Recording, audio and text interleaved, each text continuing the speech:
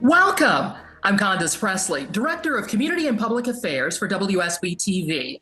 You are watching the Atlanta Press Club Loudermilk Young Debate Series. This is the runoff debate for the Republican candidates in Congressional District 14. In order to ensure everyone's safety, we are all participating from our homes. The Atlanta Press Club gives a very special thank you to Georgia Public Broadcasting for helping to organize these video debates. Now, let's meet the candidates. They are, in alphabetical order, John Cowan, a physician, entrepreneur, and small businessman. Marjorie Greene, owner of a commercial construction and renovation company with her husband. She also is a contributor to the publication Law Enforcement Today. We are joined by our panelists who will question these candidates. They are John Bailey, executive editor of the Rome News Tribune. And since Georgia District 14 stretches to the Georgia-Tennessee line, we're joined by Josh Rowe, evening anchor for News Channel 9 in Chattanooga. Now, let's get started. Candidates, you will have 60 seconds to answer questions, 30 seconds to rebuttals. I will hold up this piece of paper, letting you know that you have 10 seconds remaining.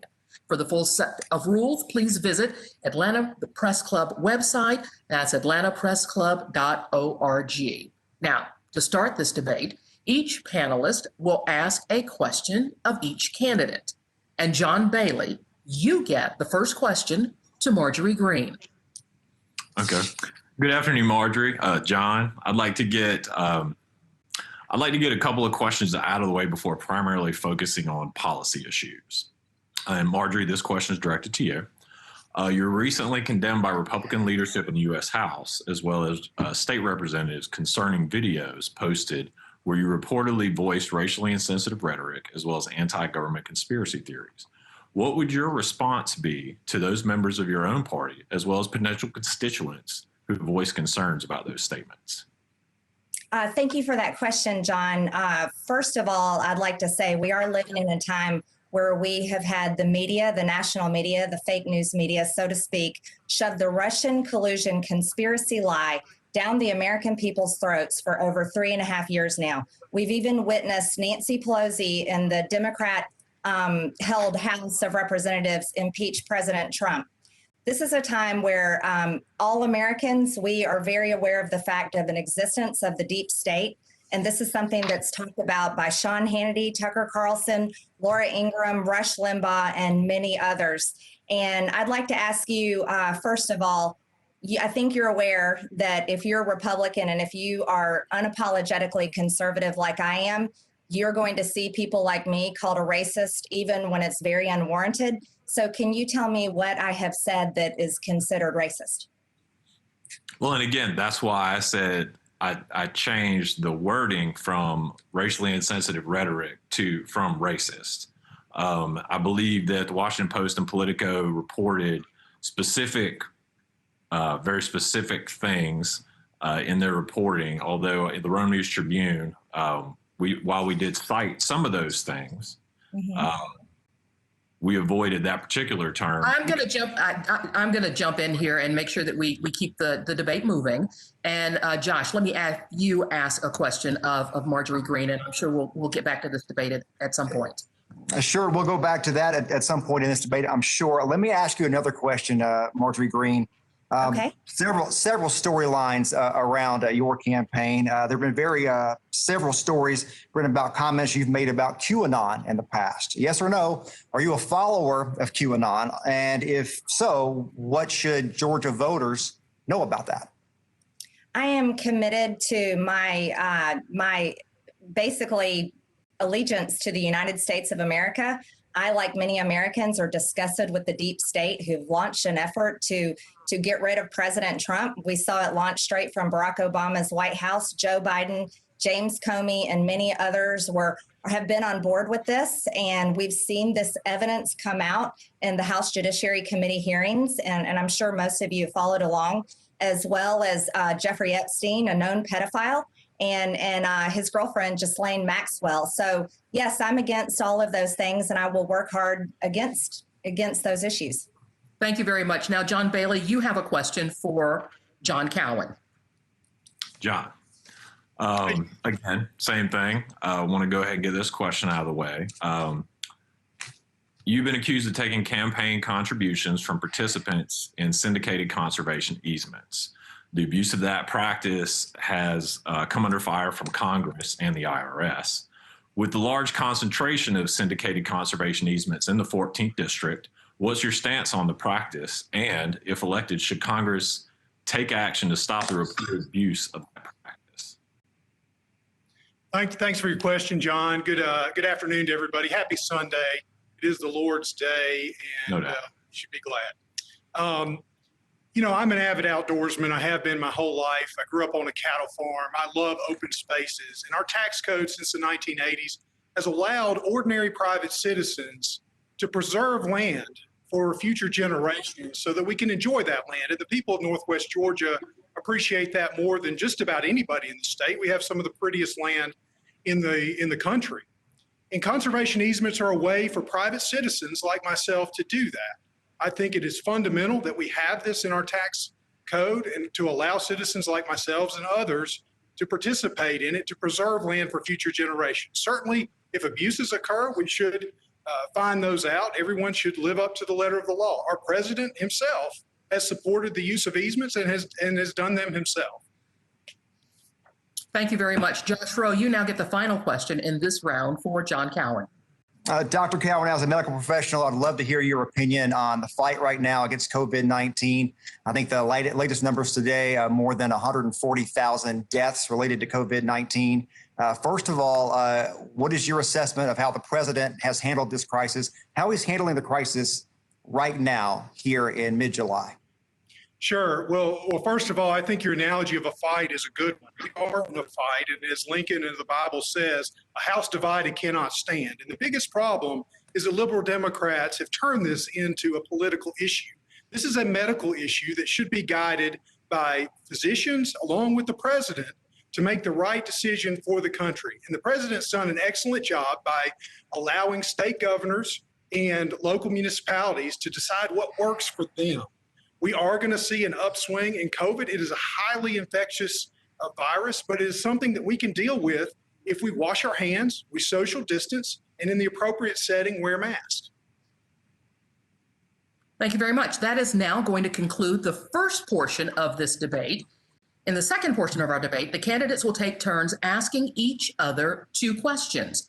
The candidate will have 30 seconds to ask a question, 60 seconds to respond, 30 seconds for a rebuttal. We are going to hold you to our times. Now, by random selection, Dr. Cowan, you may ask the first question of Marjorie Greene.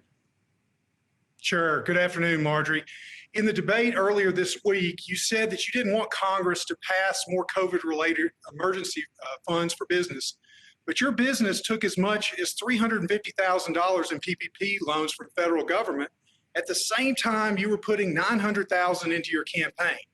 So if you don't need the money and you have the discretionary funds, will you commit to returning that money to the citizens of Northwest Georgia?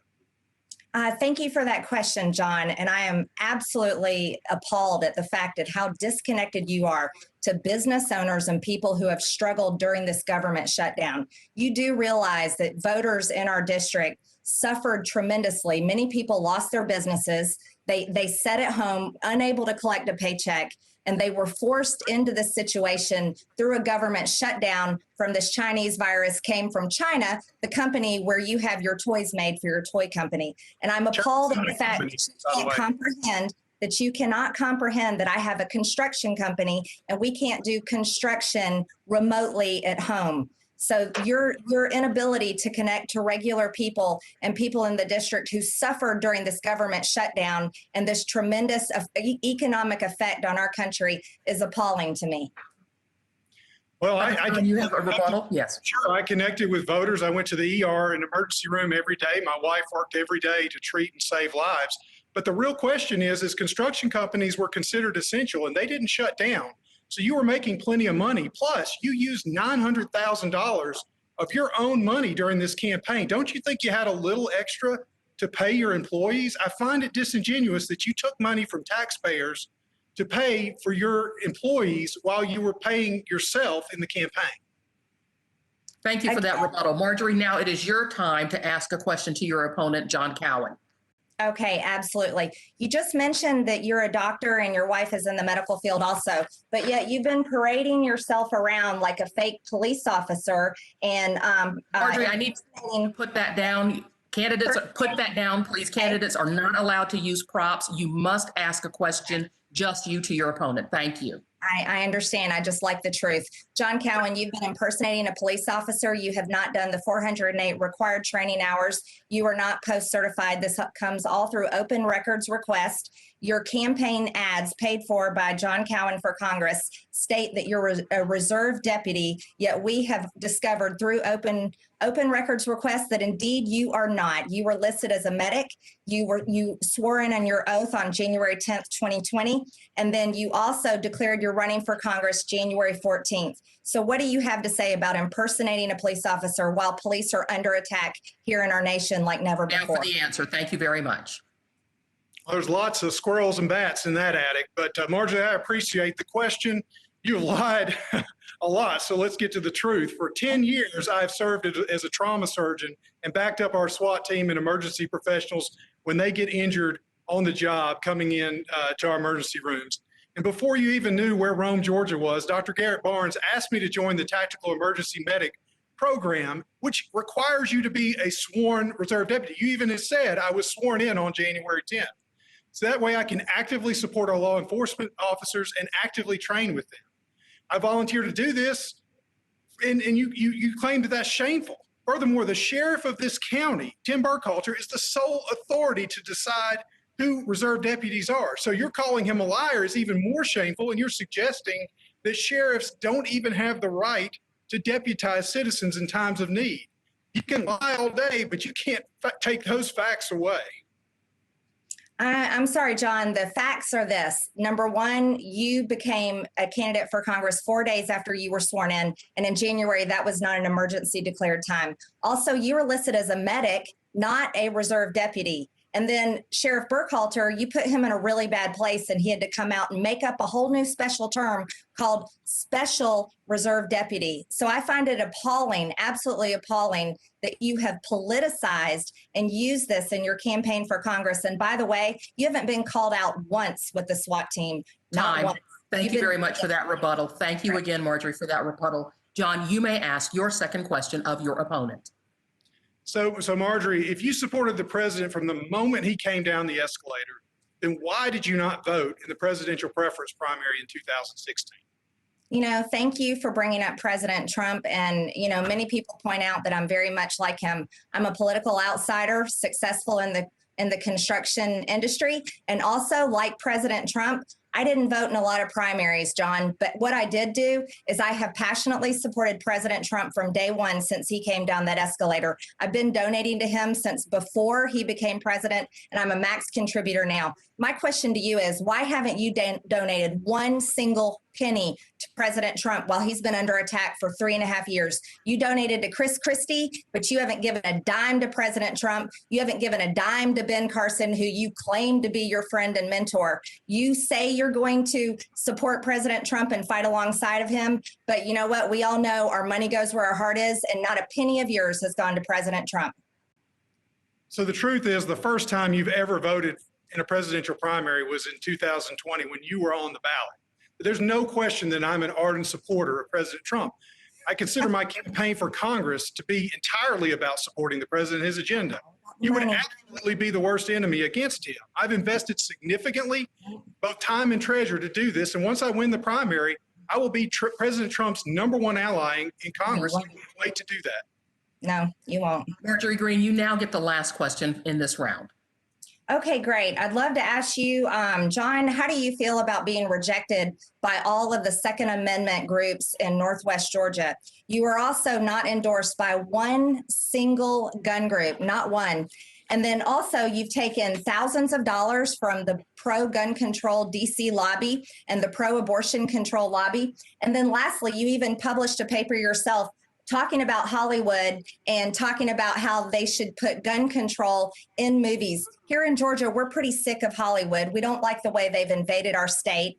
And, you know, you go right along with all of the anti-gun, pro-gun control groups. And so what do you have to say for yourself? I think you're compensating. I think you're soft on guns, and I don't think you support the Okay, second. that was the question, and now your opponent gets to ask. So in February, I released my detailed pro-gun platform. I will fight against red flag laws, support national reciprocity, support constitutional carry, and never let the radical Democrats take our guns. I'm a lifetime NRA member, a reserve deputy sheriff, as much as Marjorie doesn't want to admit it, and I've had a gun my entire life. The pro-medical lobbies she's referring to gave me money.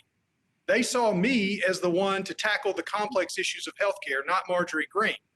On the other hand, Marjorie donated to an Atlanta Democrat and the Georgia Better Government Fund, which supports Democrats. So does she agree with their position? She's making ridiculous campaign because she's a ridiculous candidate. Donald Trump received money from the AMA. Jody Heiss, you remember Jody, Matt Gaetz, and many more. So I find your argument ridiculous.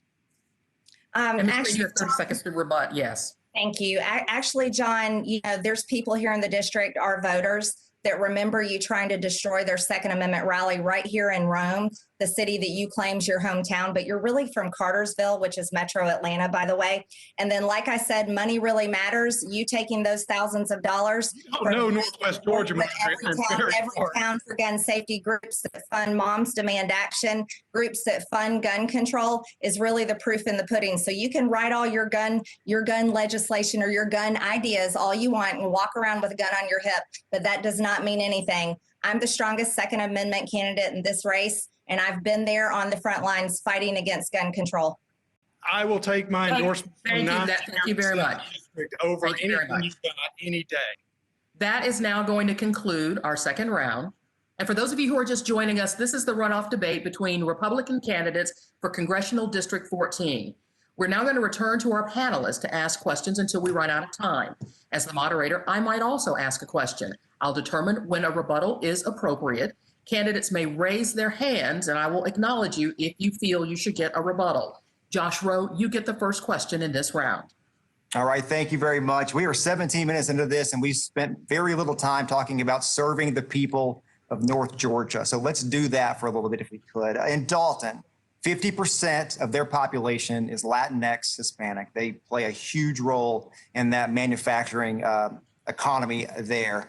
I talked to a local leader there the other day who told me you may have, this is something that he's seen, you may have a home there with 5 people in there that may have different levels of immigration status. This is for both of you. Let's start with Dr. Cowan.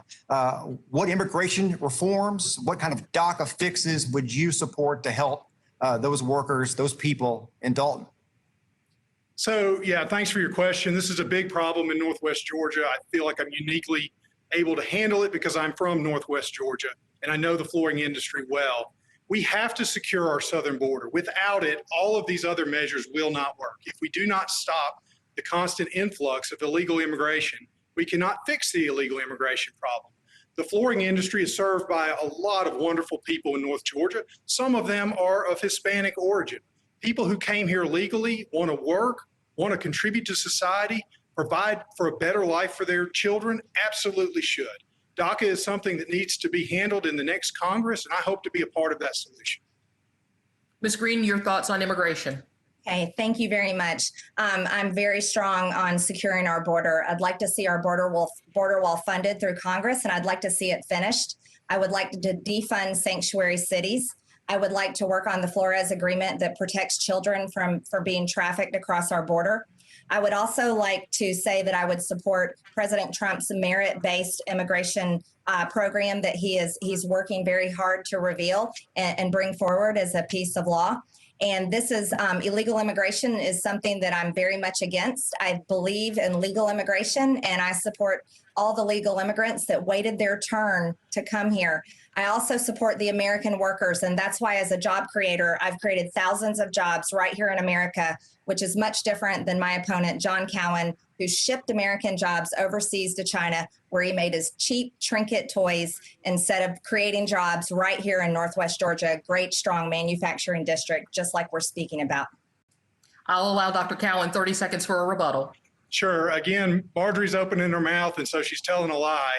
I buy goods overseas just like her construction company does. Please go to any of her job sites, and I'm sure there will be products there from overseas. That's what I've done in my toy company. I've worked with American inventors. I've worked with distributors here, small business owners, to try to give them good products that they can sell to people. It's just disingenuous for her to say I've shipped manufacturing jobs. I don't even manufacture goods. I buy them.